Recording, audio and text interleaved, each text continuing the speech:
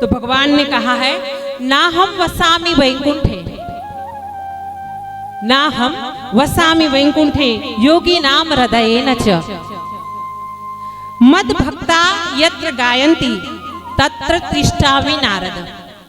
ना हम योगी के हृदय में रहते हैं, ना हम कोई योगी के हृदय में रहते हैं, ना वैकुंठ में रहते हैं, पर जहां मेरे भक्त मेरा नाम स्मरण करते हैं, भजन कीर्तन करते हैं, वहां पे हम विराजमान हो जाते हैं।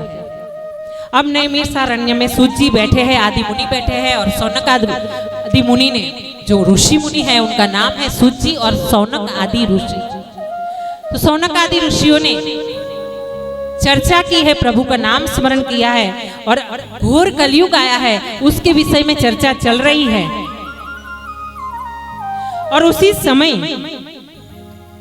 सौनक जी कह रहे हैं सूत जी को, जिनको व्यासपीठ पे बिठाया है, सूत जी को कह रहे हैं कि सूत जी महाराज आप धन्य हैं, आप कोटि सूर्य समान हैं कि आपके द्वारा हमें नित्य रोज प्रतिदिन भगवान की महिमा का गुणगान सुनने को मिलता है। आपके द्वारा, आप इतने ज्ञानी हैं कि आपके द्वारा हमें भगवान की लीला का गुणगान सुनने को मिलता है। तो आप कुछ ऐसा सुनाइए कि जिससे हमारा मन जो विह्वल रहता है कलयुग के कारण वो शांत हो जाए।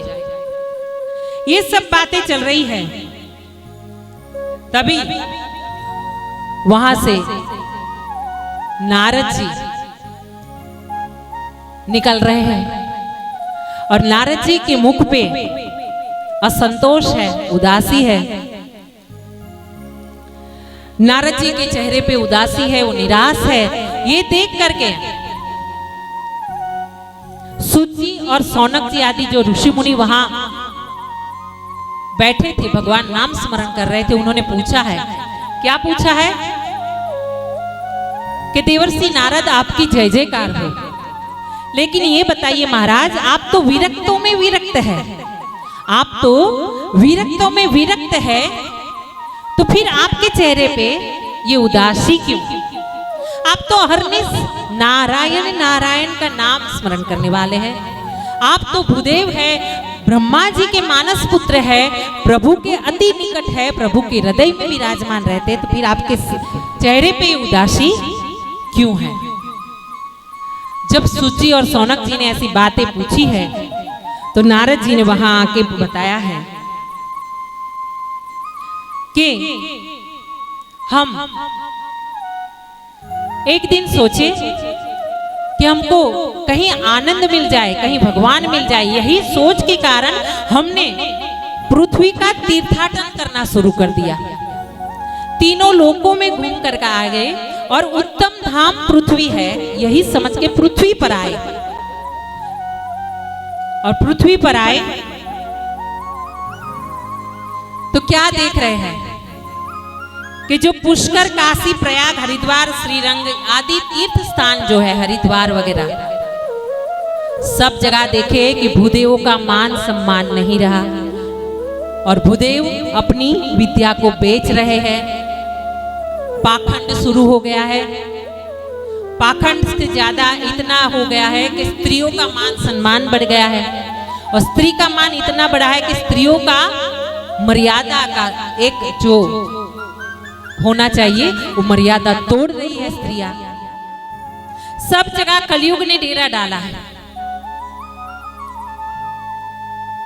और तीर्थों के गुरु पुष्कर, व्यास गादी में वशिष्ठ, प्रयागराज में तीर्थों के राजा प्रयागराज, और राज की गद्दी पे राजा दशरथ। इन चारों का महत्व हमारे संसार में, हमारे धर्म में सबसे ज्यादा है। जब पुष्कर में देखा उन्होंने कि ज्यादा कलयुग का यहाँ पे दमन हो रहा है, तो वो गए प्रयाग से आगे, कहाँ?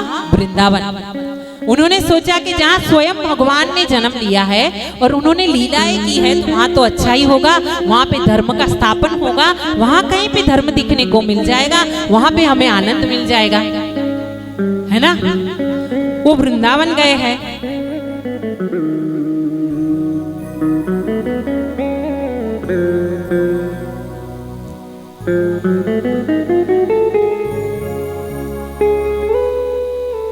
बोलिए कृष्ण कन्हैया लाल की जय। अपने अपने माता पिता की जय।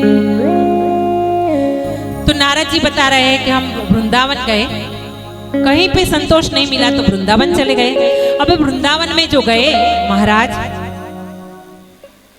तो वृंदावन में देख रहे हैं कि एक स्त्री जो युवान है वो माथा पटक पटक के रो रही है और उसके गोद में 2 बच्चे जवान लेकिन वृद्ध है और वो बेसुध पड़े हैं। तो उनको बेसुध देखा, वो स्त्री रो रही थी। वहां से नारद जी निकले हैं। नारद जी जब वहां से गमन कर रहे थे तो वो स्त्री ने उनको आवाज दे के रोके है, बोले हैं आप साधु पुरुष हैं, आप उत्तम पुरुष हैं, आप युग पुरुष हैं, आप ब्रह्मा जी के बेटे हैं, तो आप आकर के मेरे समस्या का कोई निवारण कीजिए। जब नारद जी वहां गए, उन्होंने देखा कि ये रो रही है स्त्री और उनकी गोद में 2 बेटे वृद्ध से। तो उन्होंने पूछा, देवी